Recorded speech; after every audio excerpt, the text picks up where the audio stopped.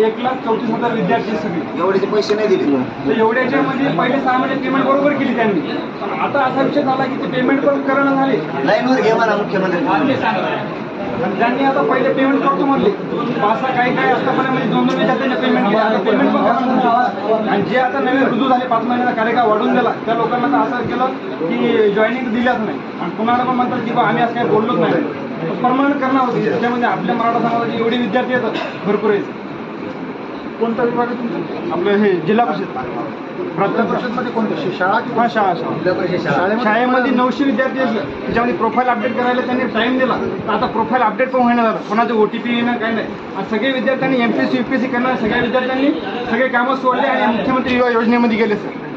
असे प्रत्येक विद्यार्थी गरीबाचे सगळ्यात जास्त आपलेच आहेत सर. नाही आमच्याकडे